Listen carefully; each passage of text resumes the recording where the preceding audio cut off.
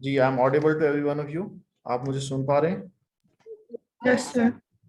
चलें जी, बिस्मिल्लाह। अच्छा जी, वोकैबुलरी हमारी चल रही थी और 251 टू ऑनवर्ड हम वर्ड्स को डिस्कस कर रहे थे। तो ऑस्टेंटेशियस कहते हैं नुमाइशी, दिखावा करना, घर शर को ऐसा सेट कर लेना, चीज़ों को ऐसा कर लेना जो लोगों को मरऊब करे। ऑस्टेंटेशियस लाइफस्टाइल हमने डिस्कस किया था। ऑस्टेंसिबल था बनावटी, यानी कि बनावट बाहरी तौर पे आप कुछ और कर रहे हैं। ऑस्टेंसिबल रीजंस, यानी कि एक्चुअली रीजंस कुछ और हैं लेकिन आप कुछ और बता रहे हैं, फैक्टर्स। ऑर्थोडॉक्स का वर्ड हमने किया था जिसका मतलब था फंडामेंटलिस्ट, बुनियाद परस्त, स्ट्रॉन्ग बिलीवर कह लें। ओपेक, ब्लर, जैसे ये सामने आपके पास आ गया। ऑब्ट्यूज, ऑब्ट्यूज के दो मीनिंग्स थे। एक तो ऑब्ट्यूज एंगल होता है साइंसेस के अंदर, ठीक है ना। एक मीनिंग था कि ऐसी हरकतें करना जानबूझ के कि जैसे आप ना तो विलिंग नहीं है, सीखना नहीं चाह रहे, या बहुत स्लो हैं। ऑब्ट्यूज। ऑब्सक्योर, ऑब्सक्योर कहते हैं गैर वाजिया को। गैर वाजिया जो सा ना, ये वर्ड जिसमें ओपेक है, एल्यूसिव है, ऑब्ट्यूज है, इक्विवोकल है, ये बहुत ज्यादा वर्ड्स हैं जो गैर वाजिया को, जो इसका एंटोनिम होता है ल्यूसिड, वाजिया, क्लियर, ठीक है ना। अच्छा जी, स्टेट ऑफ ओब्लिवियन, गुमनामी के अंदर चले जाना, फेमस से गुमनामी में चले जाना, ठीक है ना।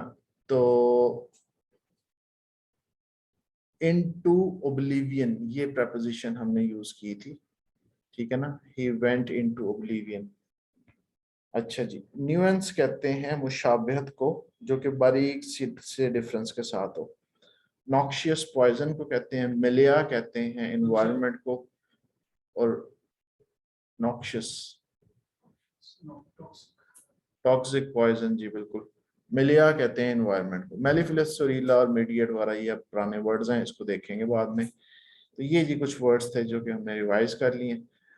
आज का जो वर्ड है that is palpable.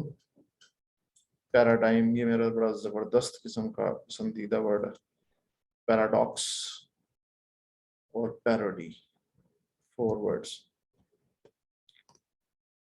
Palpable, palpable, जरा देखें इसकी साउंड। Palpable, palpable. अच्छा, ये जो वर्ड्स होते हैं ना, फ, ठ, ख, ये 3 वर्ड्स हैं, ये कहलाते हैं एस्पिरेटेड साउंड्स। ये जब भी किसी सिलेबल के स्टार्ट में आते हैं, जैसे फैल, फे, बल, इसके 3 सिलेबल हैं। फैल 1 सिलेबल, फे, बल 3 सिलेबल्स, पैल्पेबल। तो ये इसकी हमने एस्पिरेशन बोलनी होती है। अब एस्पिरेशन क्या होती है? उर्दू जुबान में फे है की बनी फे नहीं होती, पे की बजाय आपने फे बोलना है। इसी तरीके से टे की बजाय आपने ठे, टेलीफोन। काफ की जगह पे आपने खे बोलना है, किंग, क्लोज, क्वीन। लेकिन शर्त ये है कि ये वर्ड सिलेबल के स्टार्ट में है। जहां जहां पे साउंड्स आएंगे तो आपने वहां पर बोलना है। दरमियान में कहीं आ रहा है तो हो सकता है उस तरह ना हो। खास तौर पे जब इससे पहले एस की साउंड आएगी ना, स, स्पाई। अब आपने स्पाई नहीं कहना इसको, स्पाई रहेगा। स्कूल, स्काई, स्ट्रिंग, तो यहाँ पे नहीं आपने बोलना। अगर ये एस की साउंड आएगी तो इसकी एस्पिरेशन खत्म हो जाएगी, वो फे की बनी फे दोबारा पे बन जाएगी, ठीक है। इस चीज को आपने ध्यान में रखना है। That is easily notice by mind और the senses, palpable. The tension in the room was almost palpable, ठीक है ना। एडजेक्टिव है palpable tension, palpable tension. The tension in the room was almost palpable, वाजिया, नजर आ रही है, ठीक है ना। तो so obvious that it can easily be seen or known, or a feeling so strong that it seems as if it can be touched or physically felt, ठीक है जी। ये है जी palpable। Her joy was palpable, उसकी जो खुशी थी वो वाजिया, देखने में नजर आ रही थी खुशी उसकी, ठीक है जी। चलें जी, noticeable, evident, palpable। लिख लें जी वर्ड पैराडाइम। अच्छा जी, a typical example or pattern of something, specialist और formal जो इसका मीनिंग है। एक मीनिंग है set of all the different forms of a word, second meaning है। Third meaning, a model of something, a very clear and typical example of something. अच्छा जी, अगर हम यहाँ पे लिखेंगे थोड़े से जो हमारे एमफिल पीएचडी के स्टूडेंट्स हैं,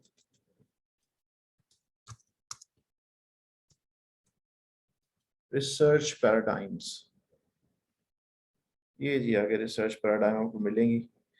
Set of commonly held beliefs and assumptions within a research community about ontological, epistemological and mathematical। ठीक है ना, ये थ्री वर्ड्स आपको सम आएंगे। अच्छा, एपिस्टेमोलॉजी कहते हैं, किसको कहते हैं? बहरहाल मैं उस पर अभी डिटेल में नहीं जाता। ये ना वे ऑफ थिंकिंग है। अब ये करें जैसे एग्जाम्पल्स है ना कि आप किस कैटेगरी से बिलोंग करते हैं। ठीक है ना, एपिस्टेमोलॉजी वैसे कहते हैं एग्जिस्टिंग बॉडी ऑफ नॉलेज को।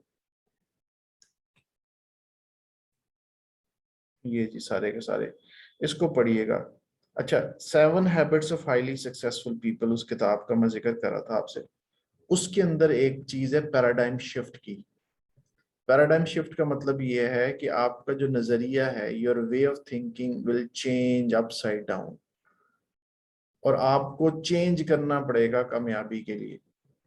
जिस तरह हम लोग सोचते हैं ना, वो जो भी हमारे सेट पैटर्न्स हैं सोचने के, वो सारे के सारे मायूसियों नाकामियों की तरफ लेके जाते हैं, और hardly people they will become successful. जो हमारी सोसाइटी के अंदर सेट ना किसी को बताया जाता, ना पढ़ाया जाता, ना समझाया जाता है। कामयाब लोगों के अंदर कुछ कॉमन चीजें होती हैं, ठीक है ना, उनकी लाइफस्टाइल को, उनकी नाकामियों को भी बेसिकली, जैसे उन्होंने जो एवोल्यूशनरी प्रोसेस थी उसको स्टडी करें और अपना माइंड चेंज करें। अभी आपकी क्लास शुरू होने से पहले ये मैं डिस्कस कर रहा था कि ब्रेन है आपका, हालात कुछ भी नहीं होते, आपका दिमाग होता है जो चल रहा होता है। जंगों के अंदर लोग बिलियनियर्स हो जाते हैं, जंगों के अंदर, तो उससे बढ़ के क्या हालात खराब होंगे। मिसाल के तौर पे वॉर चल रही है, तो अब ये तो कुछ लोग हैं जिन्होंने अफगानिस्तान वॉर में से बहुत पैसा कमाया, और उनके माइंड इतने शार्प थे कि बिकॉज लॉयल्टी क्या चीज है। कभी आपने सोचा कि ये बंदा उसका लॉयल था, जैसी जंग खत्म हुई एकदम विद इन 24 आवर्स उन्होंने ऑक्यूपाई कर लिया, और ऑक्यूपाई किया तो वो कहाँ के सारे के जो डॉलर्स अरबों खरबों में ले रहे थे, वो तो गायब ही हो गए वहां से सारे के सारे। तो लॉयल्टी किसके साथ थी? पैसे के साथ थी। इस चीज को शायद अमेरिका ने बड़ी देर से परसीव किया, उन्हें पता होना चाहिए था, परसीव कर रहे थे सारे के सारे, उनके जो थिंक टैंक्स थे, ये जो आम लोग थे वो गलत परसीव कर रहे थे और वो गलत पोर्ट्रे कर रहे थे। बहरहाल ये एक डिफरेंट डिस्कशन है। तो पैराडाइम से वर्ड है कि वे ऑफ थिंकिंग, किसी चीज की सेट एग्जांपल हम पैराडाइम कहेंगे। Cultural paradigm, paradigm of human nature, ठीक है जी। उसके बाद इसको मजीद सर्च कीजिएगा, वो किताब किताब भी जरूर पढ़िएगा, वो फायदा देगी। अच्छा जी, पैराडॉक्स, पैराडॉक्सिकल स्टेटमेंट।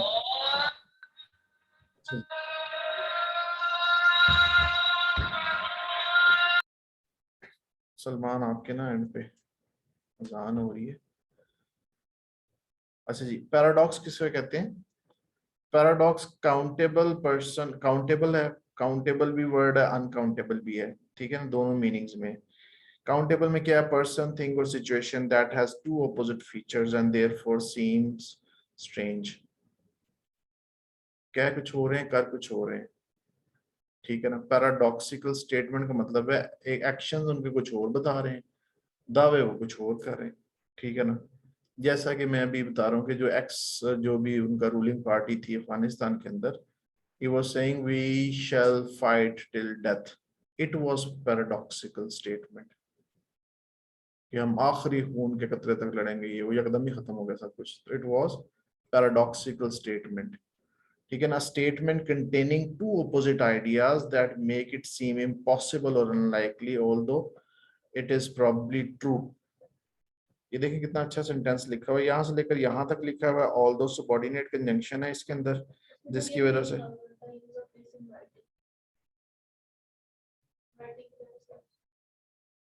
किस चीज को, इस वर्ड को, एक सेकंड है ना, हाँ बिल्कुल।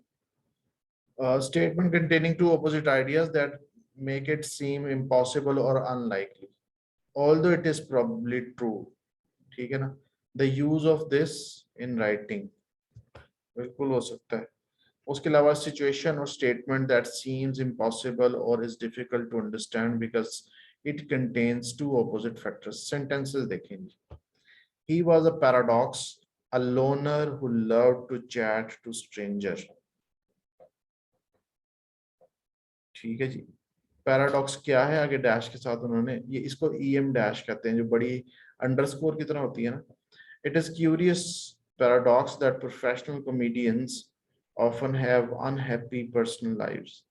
हाँ जी, ये एक पैराडॉक्स है कि जितने लोग हंसाने वाले आते हैं ना, उनकी अपनी लाइफ बड़ी अनहैप्पी होती है। ये बड़ी अजीब वाकई, समटाइम्स मैंने एक बंदे को देखा है, स्ट्रेस मैनेजमेंट पढ़ाते हैं और उनकी अपनी लाइफ बड़ी स्ट्रेसफुल है। एक बंदे हैं, वो मोटिवेशनल स्पीकर हैं, लोगों को बड़ा वो करते हैं, बकअप करते हैं और बताते हैं, ठीक है ना। लेकिन मैंने उनकी अपनी लाइफ को देखा है, तो वो तो अल्लाह माफ करे, बड़ी सिचुएशन खतरनाक है। और कई दफ़ा वो स्टेट ऑफ ओब्लिवियन में चले जाते हैं। कई दफ़ा ऐसा होता है कि वो कहते हैं मैं हाइबरनेशन में चला गया हूँ, 3-3 4-4 5-5 दिन किसी से बात नहीं करते। तो पर्सनली लोगों को देखें तो समटाइम्स वो लग कुछ हो रहा होता है, लेकिन हकीकत कुछ और होती है। तो पैराडॉक्स को आप इस तरीके से समझें, it's work full of paradox and ambiguity. इसका जो काम है वो पैराडॉक्स, दो दो चीजें सामने आती हैं, क्लैरिटी नहीं है, और एम्बिग्विटी के साथ है। एम्बिग्विटी और ऑपोजिट इसके सिनोनिम्स हैं। एम्बिग्विटी और ऑपोजिट, नॉर्मेलिटी और सर्टेनिटी जो सी है, दिस इज एंटोनिम्स। चलें जी। पैरोडी कहते हैं नकल उतारना, मिमिक्री एक वर्ड है, एक है parody. A piece of writing, music, acting, etc. that deliberately copies a style of something in order to be humorous. ठीक है ना, उसके कपड़े कुपड़े पहन के उसकी जैसे शक्ल बना के तो उसकी तरह की बातें करना, parody. Something that is such a bad or unfair example of something that it seems silly, मजाक लगे। Writing, music, art, speech, etc. that intentionally, यहाँ पे भी देखें जी बच्चे, ये राइटिंग लिखा हुआ है कॉमा, म्यूजिक लिखा हुआ है कॉमा, आर्ट लिखा हुआ है कॉमा, स्पीच लिखा हुआ है कॉमा, आगे एटसेट्रा डाला उन्होंने, और एटसेट्रा के बाद ये फुल स्टॉप लाजमी डालना है आपने। इसको बगैर फुल स्टॉप पीरियड है ना, इसको लाजमी आप यूज करेंगे, जहां पे भी यूज करें। उसके बाद दूसरी चीज, स्पीच से पहले ना, आखिरी स्पीच से पहले एंड, बट और येट सो नहीं आएगा, ये भी ज़हन में रखना है। और इसके बाद एटसेट्रा से पहले भी कॉमा आएगा। होना तो ये चाहिए था ना कि आर्ट के बाद कॉमा, स्पीच करते एटसेट्रा करते, यहाँ पे कॉमा ना लगाते, ये गलत हो जाता। ये पंक्चुएशन के अंदर ज़हन में रखिएगा। ये 3-4-5 चीजें हैं that intentionally copies the style of someone famous or copies a particular situation, making the features or qualities of the original uh, more noticeable in a way that is humorous. अच्छा, जो मिमिक्री है ना, वो आवाज के साथ है। इसमें तो पूरे कपड़े, उसके शक्ल शक्ल हर चीज बनाई हुई है ना। जब हम मिमिकिंग कहते हैं, मिमिक द, अच्छा मिमिक रिसर्च में भी यूज होता है, यानी कि रेप्लिका जो रिसर्चेज होती है ना, स्टडीज होती है, उसके अंदर भी हम वर्ड मिमिक का यूज करते हैं। His personality made him an easy subject of for parody। ठीक है जी, नीचे आ जाए जी। सटायर है मिमिक्री, इसका सिनोनिम आ गया। चलें जी, इसका जरा एक दफा प्रोनाउंसिएशन देख लेते हैं। Parody, parody.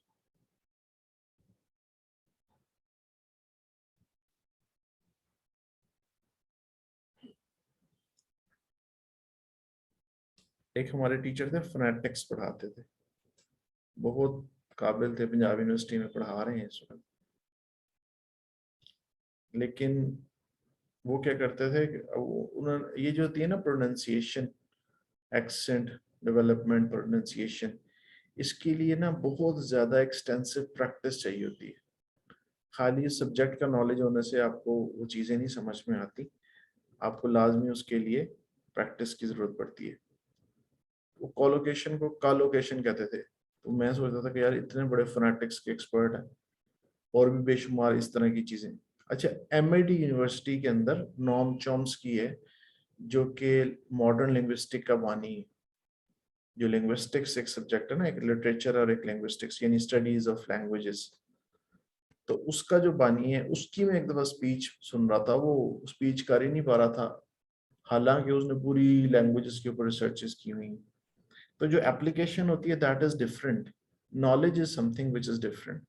If you want to make yourself expert in conversations, then you need to practice a lot, especially on that particular area. For example, if you want to get on in, you may say that pronunciation and fluency.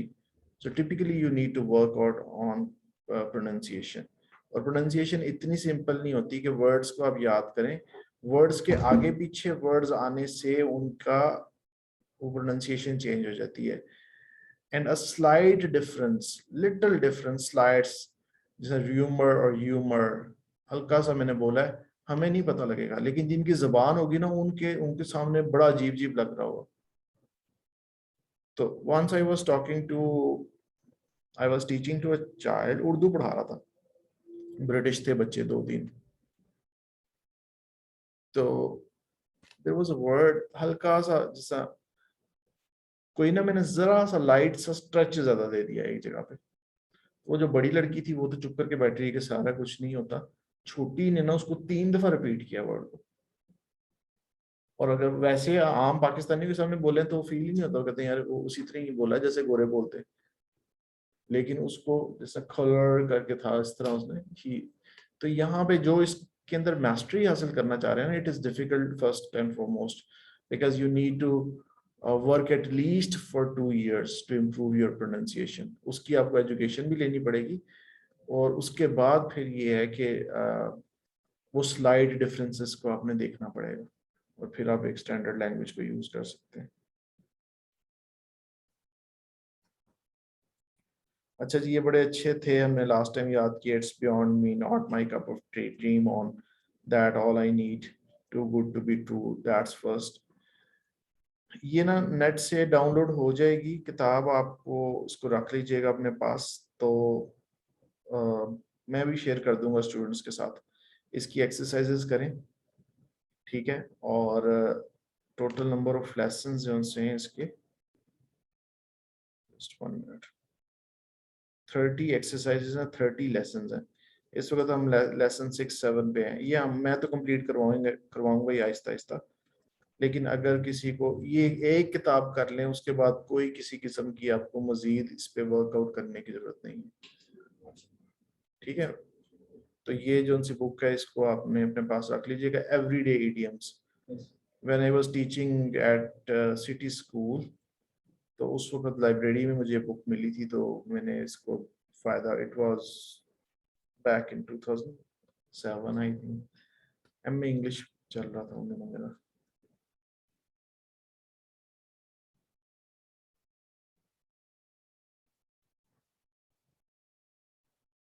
अच्छा जी, आज के expression को, हाँ जी, last day हमने किया था don't hold your breathe. परेशान होने की जरूरत नहीं, जो तुम सोच रहे हो सांस रोकने की जरूरत नहीं है, चीजें डिफरेंट है।